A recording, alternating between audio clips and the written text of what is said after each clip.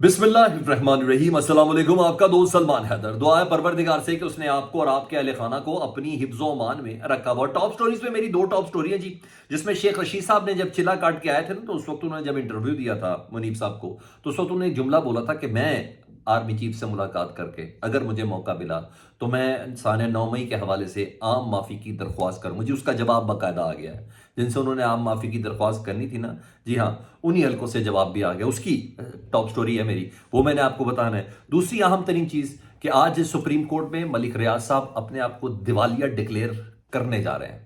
ये खबर है मेरे पास, क्योंकि उनकी ज़िंदगी के गिर्द ना घेरा, यानी उनके मामलात ज़िंदगी के गिर्द घेरा बहुत स्पीड से तंग होता जा रहा है। कल की जो खबर थी ना, वो बुशरा बीबी की सहेली फरा गोगी को पासपोर्ट गैर मुल्की, जी हाँ, वो सारी कनेक्टिविटी भी मैंने आपके सामने बतानी है। बहुत अहम किस्म की पेशरफ्त है। दीगर कुछ अहम खबरें, आज जारी बात है अदालती हफ्ता शुरू हो रहा है, उसकी कुछ डिटेल्स बतानी है। और सबसे पहले तो वो फड्डा है ना जी, वो बनते ही फड्डा हो गया जी। निगरान वजीर आला साहब जो हलफ उठाया केपीके का जी, जस्टिस अरशद हुसैन शाह साहब ने, जी हाँ, और हलफ तो उन्होंने उठा लिया। और अब पाकिस्तान तहरीक इंसाफ के सिलसिले में मौक़िफ़ यह है कि कौन है महमूद खान जिससे मुशावरत की गई है, और कौन है महमूद दुरानी साहब जिनसे मुशावरत की गई है। ये कौन है ऐसे अफराद जो निगरान वज़ीर आला की तैनाती कर सकते हैं? ना ही कोई वज़ीर आला इनमें से, ना ही कोई इसमें से अपोजिशन लीडर है, तो ये कैसे उनको नामजद कर सकते हैं? और ये वो दो अफराद हैं जो पॉलिटिकली, यानी दुरानी साहब भी और महमूद खान साहब। महमूद खान जो पहले पीटीआई के वज़ीर आला थे, अब उन्होंने पीटीआई हकीकी बना लिया, जो कुछ भी बना लिया। ये दोनों अफराद अपने आप को पॉलिटिकली एक्सपोज कर चुके हैं। यानी महमूद खान पीटीआई के मुकम्मल मुखालिफ हो चुके हैं, दुरानी साहब वैसे ही पीटीआई के जेयूआई के तो वैसे ही उनके मुखालिफ है। उन्हें कि ये दो अफराद के पास ये इख्तियार ही नहीं है कि वो निगरान वज़ीर आला की तैनाती कर सके। तो इस बात को लेते हुए आज पाकिस्तान तहरीक इंसाफ ने निगरान वज़ीर आला जस्टिस अरशद हुसैन शाह की तैनाती को चैलेंज करने का फैसला किया जी। उन्होंने कहा ये तो चीज़ ही, और मुझे लॉजिकली भी लगती है, और आइन इस सिलसिले में बिल्कुल खामोश नज़र आता है। बड़ी जल्दी जल्दी से ये सारा काम हो गया, तो डेफिनेटली इसकी तशरीह तो कोई अदालत ही करेगा इनके साथ। तो लगता ही है कि आज पेशावर हाई कोर्ट में या सुप्रीम कोर्ट में पाकिस्तान तहरीक इंसाफ एक अदद दरख्वास्त देने जा रही है। तो आज अदालती हफ्ता है, तो देखें, क्योंकि इस मामले में लेट नहीं कर सकते कि अदालत कहे जी फैसला महफूज, अदालत कहे कि जी हम ज़रा थोड़ी दिनों बाद ज़रा बात कर ले, ज़रा अभी मौका नहीं है। नहीं, ये फैसला फ़ौरन होना है। तो देखते अदालत किस तरीके से वो करती है, और कुछ सरप्राइज भी मिल सकता है, क्योंकि आइन में हुक्म तो है, आइन खामोश है इस पर कि अगर एक निगरान वज़ीर आला निगरान वज़ारत आला की कॉन्टीन्यूटी के दौरान ही अगर दुनिया से चला जाए, और उसको रखने की पहली शर्त ही यही है कि वज़ीर आला जो हो वो और उस वक्त का अपोजिशन लीडर हो वो मुशावरत करे। अगर मुशावरत से बात ना हो तो पार्लिमानी कमेटी जाए, पार्लिमानी कमेटी के बाद बात चले जाती है इलेक्शन कमीशन की तरफ। तो ये बड़ा लॉजिक सॉलिड है। दूसरा जी, शेख रशीद साहब की पहले मैं स्टोरी सुना देता हूँ। शेख रशीद साहब जब चिल्ला काट कर आए थे ना, तो उस वक्त उन्होंने एक इंटरव्यू दिया था मुनीब फारूक साहब को, और उस उन्होंने कहा था कि अगर मुझे ये मौका मिला, और बहुत ही जिसे कहते हैं ना मस्कीन शक्ल बनाई थी शेख रशीद साहब ने, और उस वक्त उन्होंने कहा था कि army chief general Asim Munir से मैं दरख्वास्त करूँगा अगर मेरी मुलाकात हो गई तो साने 9 मई के हवाले से ना आम माफ़ी दे दी जाए, क्योंकि साने 9 मई के अंदर बहुत से ऐसे मजदूर पेशा लोग, दिहाड़ीदार लोग, ये तमाम शामिल हैं, इनको बड़ी तकलीफ़ है। और अब मेरे पास खबर यह है कि इस खबर से मुतल्लिक शख्सियत या इस खबर से मुतल्लिक इदारे से ताल्लुक़ रखने वाली शख्सियत, या उनसे ये सवाल हुआ कि शेख रशीद साहब तो आम माफ़ी की दरख्वास्त कर रहे हैं जी कि दे दी जाए, कि इसमें मजदूर पेशा लोग हैं, ये सब हैं। तो जवाब वहाँ से ही आया जी कि फिर तो पाकिस्तान में जितने भी जेलों के अंदर कैदी है ना, उन सबको तो रिहा कर देना चाहिए, उन सबको तो छुड़वा देना चाहिए, और उनको तो आज़ाद कर देना चाहिए अगर शेख रशीद साहब का ये मौक़िफ़ है। रही बात 9 मई के साने के हवाले से, तो 9 मई को बाकायदा तौर पर पाकिस्तान की रेड लाइन्स क्रॉस हुई है, और जब ये पाकिस्तान की रेड लाइन क्रॉस हुई है तो उसमें किसी को माफ़ी नहीं मिलेगी। इवन जिसने रिमोट या मोर वो भी चोरी किया ना, ज्यादती नहीं होगी, लेकिन उसको सज़ा हर हाल में मिलनी है। मतलब शेख रशीद साहब की जो बात है ना, वो करने से पहले ही उनको पैगाम पहुंचा दिया गया जी, और तासुर भी ये दे के दिया गया है, पैगाम दिया गया कि ये पूरी फौज का फैसला है, ये पूरे इदारे का फैसला है। ठीक है जी, सॉरी मैं नाम नहीं ले सकता, लेकिन बहरहाल यहाँ तक मैंने आपको बता दिया।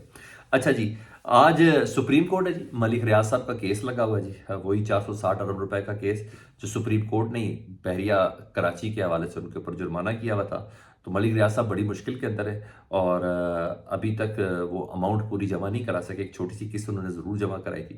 اور میرے پاس خبر یہ کہ آج وہ سپریم کورٹ کے سامنے نا بحریہ ٹاؤن کو دیوالیہ ڈکلیئر کر سکتے ہیں اور اس سلسلے میں وہ رپورٹ جمع کرا سکتے ہیں سپریم کورٹ میں کہ بحریہ ٹاؤن دیوالیہ ہو چکا سر ابھی نہیں کر سکتے. دوسرا دباؤ بھی ملک ریاض صاحب کے اوپر بہت ہے. پہلے جو 2 دن پہلے 3 دن پہلے جو فرق ہوگی صاحبہ کی جو خبر تھی نا کہ 5 ارب 6 ارب ان کے اثاثے بڑھ گئے, وہ تھی بشرا بی بی کو پریشر دینے کے لیے. یہ جو خبر ہے نا جو کل آئی ہے اور جو بریک ہوئی ہے بڑی, اور پھر سارے چینلوں پہ ایک ساتھ بریک ہوئی ہے کہ ایک خاص گمنام سا ایک ملک ہے اس کا پاسپورٹ جنریٹ ہوا جی فرح گوگی صاحبہ کے لیے, اور جو فرح گوگی صاحب کو یہ پاسپورٹ جنریٹ ہوا ہے یہ $1,30,000 کے اندر ملک ریاض صاحب کے صاحبزادے, جی ہاں پراپرٹی ٹائکون کہتے ہیں نا, ادھر بھی ان کا روزہ ٹوٹ جاتا ہے, کھل کے بولتے بھی نہیں, عجیب و غریب لوگ ہیں یار.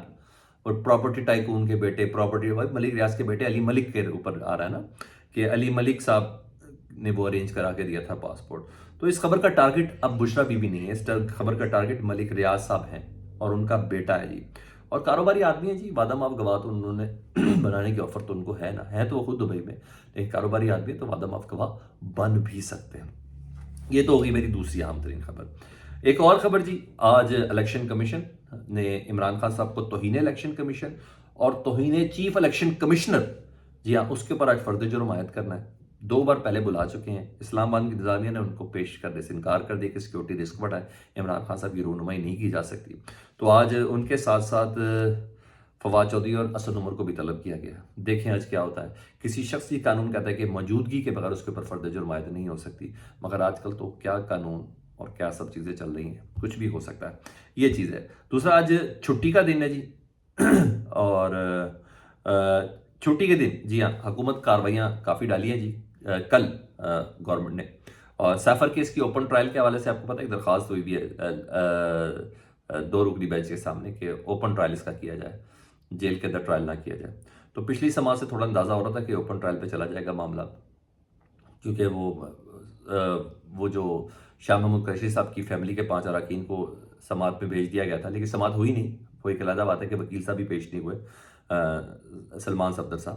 لیکن بہرحال اب پہلے منظوری دیتی تھی وزارت قانون عمران خان صاحب کے حوالے سے کہ نہیں جیل کے اندر ہی ٹرائل کرنا ہے. اب وفاقی کابینہ نے باقاعدہ طور پر منظوری دی ہے کہ عمران خان صاحب کا جو ٹرائل ہے سیکیورٹی وجوہات کی بنا پر جیل میں کیا جائے. اب معاملہ سادہ نہیں ہے. پہلے وزارت قانون صرف کہتی تھی, اب وفاقی حکومت کی کابینہ نے یہ منظوری دی ہے کہ عمران خان صاحب کا ٹرائل اوپن نہیں ہو سکتا, سیکیورٹی وجوہات بتائی ہے. تو یہ بڑے معنی خیز چیزیں کہ عمران خان صاحب, میں نے بولا ایک سائٹ جسٹ ایک جھلک عمران خان صاحب کی, وہ ان کے اوپر بہت کاری گزر سکتی ہے. تو اس جھلک کو روکنے کے لیے یہ تمام چیزیں, اور اب کھل کے گورنمنٹ کہہ رہی ہے جو گورنمنٹ عمران خان کو سیکیورٹی نہ دے سکے وہ گورنمنٹ نگران حکومت جس کا کام ہے وہ الیکشن کمپینز کو سیکیورٹی کیسے دے گی, وہ الیکشن ڈے کو سیکیورٹی کیسے دے گی. اتنا سب دیکھ لیں تو پتہ چل رہا ہے کہ معاملات کہیں اور پھنسا ہوا ہے. یہ 2 + 2 = 4 نہیں ہے. فیڈ بیک سے متعلق ضرور آگاہ کیجیے گا. اپنا بہت خیال رکھیں. اللہم صلی علی محمد و آل محمد.